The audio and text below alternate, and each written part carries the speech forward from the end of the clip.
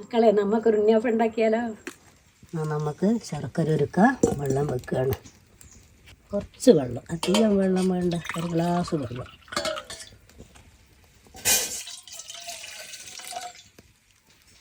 ഇനി ഇതിലേക്ക് 300 ഗ്രാം ശർക്കര ഇടുക.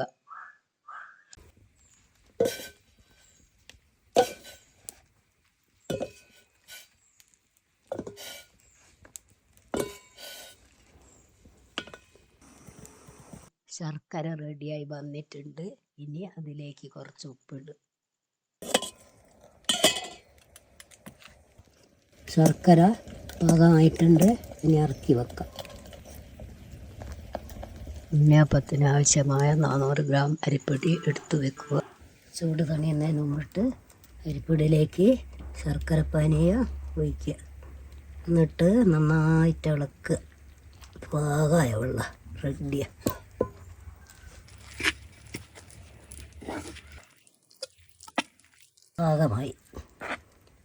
പാകമായിക്കണ്ട്. ഇനി നമുക്ക് നേന്ത്രപ്പഴ തോല് പോക്കി മിക്സിയിലടിച്ച് ഇതിലേക്ക് ചേർക്കുക. നല്ല പഴമായിരിക്കണം, നല്ലോണം പഴുത്ത പഴുത്ത പഴം, അതാണ് നല്ലത്. എന്നിട്ട് അതിലേക്ക് ബാക്കി ചേരുവകൾ ചേർക്കുക. നല്ല മയമായി വന്നിട്ടുണ്ട്. ഇതാണ് ഇതിൻ്റെ പാകമായ കൂട്ട്. ഇനി നമുക്ക് മിക്സി ജാറിലേക്ക് തോട് പഴുത്ത 2 നേന്ത്രപ്പഴം ഇടുക.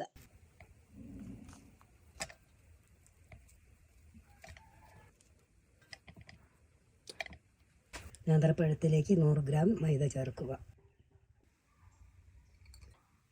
ഇതിന് അതിൻ്റെ കൂടെ 2 ഏലക്കായ ഇടുക. ഇതിലേക്ക് കുറച്ച് ജീരകം ഇടുക. മിക്സിയിലിട്ട് ഇതേപോലെ അരച്ചെടുക്കുക. നേരത്തെ റെഡിയാക്കി വെച്ച മാവിലേക്ക് മിക്സ് ചെയ്ത നേന്ത്രപ്പഴവും മൈദയും ഒഴിക്കുക. എന്നിട്ട് നല്ലപോലെ ഇളക്കുക. റെഡിയായി വന്നു. ഇതിൻ്റെ പാകം. ഇനി ഇതിലേക്ക് കുറച്ച് തേങ്ങാക്കൊത്ത് ഇടുക. അതിലേക്ക് കുറച്ച് എള്ളിടുക. ഇനി നന്നായിട്ട് ഇളക്കുക. നന്നായിട്ട് ഇളക്കി നല്ല ഇതായി വന്നിട്ടുണ്ട്. ഇനി കുറച്ച് സമയം വെച്ചാൽ കഴിഞ്ഞിട്ട് നമുക്ക് ഉണ്ണിയപ്പം ഉണ്ടാക്കാൻ നോക്കാം. നല്ല പാകമായിക്കുക കണ്ടോ. എന്നിട്ട് കുറച്ച് സമയം കഴിഞ്ഞിട്ട് നമുക്ക് ഉണ്ണിയപ്പം ഉണ്ടാക്കാൻ നോക്കാം.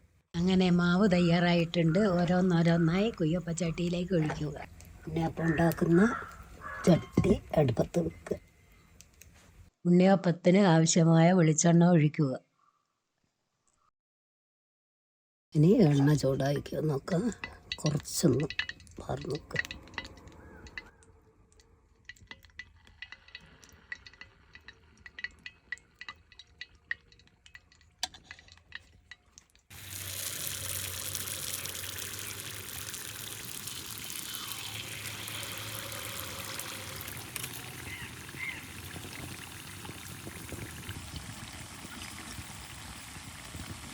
തീയധികം പാളിച്ച് കത്തിക്കാൻ പാടില്ല, ചെറുതായി കത്തിക്കണം. പാളിച്ച് കഴിഞ്ഞാൽ അപ്പത്തിൻ്റെ അരിയെല്ലാം ഇങ്ങനെ കറുത്ത് പോവും, കരിഞ്ഞു പോവും. അതുകൊണ്ട് പാളിക്കാത്ത തരത്തിൽ ചെറിയ തീയിൽ വേവിച്ചെടുക്കുക.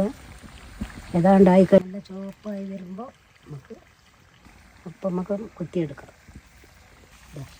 ചോന്ന് വരുന്നുണ്ട് അപ്പം. നേരെ നമ്മൾ തീ കുറച്ച് കളയണം. നല്ല ഷേപ്പുള്ള അപ്പം ഒന്ന് കുത്തി നോക്കാം നമ്മൾ. പാകം ഉണ്ടല്ലേ. തീമ്മൾ പാളിക്കാൻ പാടില്ല. അപ്പം എടുത്ത് കഴിഞ്ഞിട്ട് അടുത്ത അപ്പം ചെയ്യുന്ന നേരം മാത്രം തീ എടുക്കുക, അല്ലെങ്കിൽ ഈ അപ്പം അങ്ങ് കരിഞ്ഞു പോകും.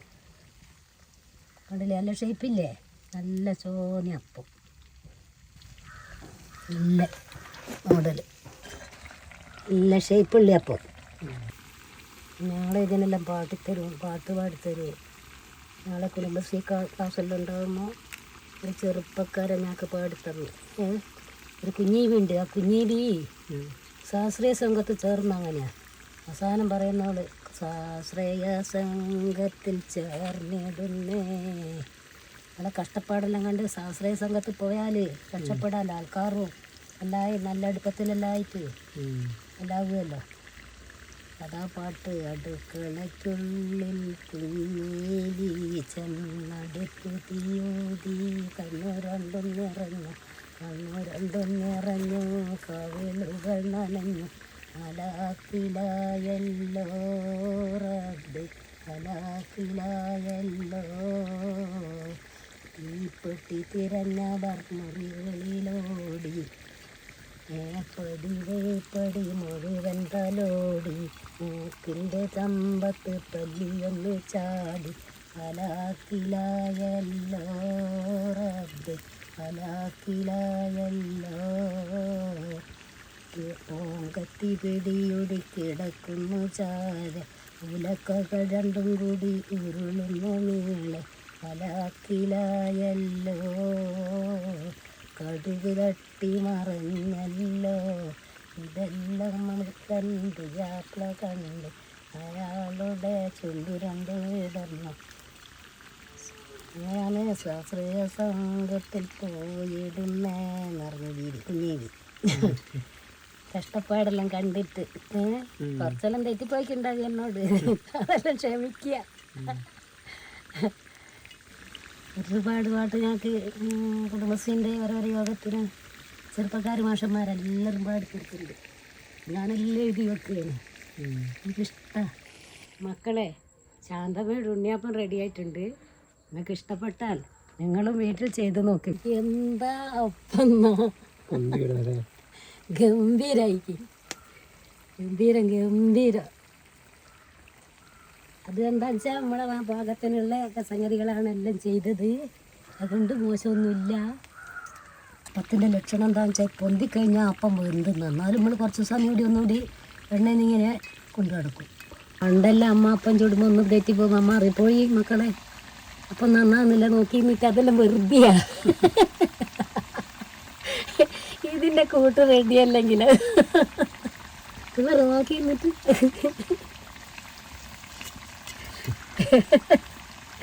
അല്ല അധികം വീട്ടുകാരും പറയും അവള് നോക്കിയിട്ട് അങ്ങനെ പല അങ്ങനെ. ഇപ്പം നമുക്ക് മനസ്സിലാക്കാം നമ്മൾ പാകത്തിന് ഇതിൻ്റെ കാര്യങ്ങളെല്ലാം ചെയ്തതിനെ കൊണ്ട് നല്ലതായി വന്നിട്ടുണ്ട്. അതുകൊണ്ട് ഒരു നോക്കി നടും കുഴപ്പം വരികയില്ല. ഒരിക്കൽ പറയണം.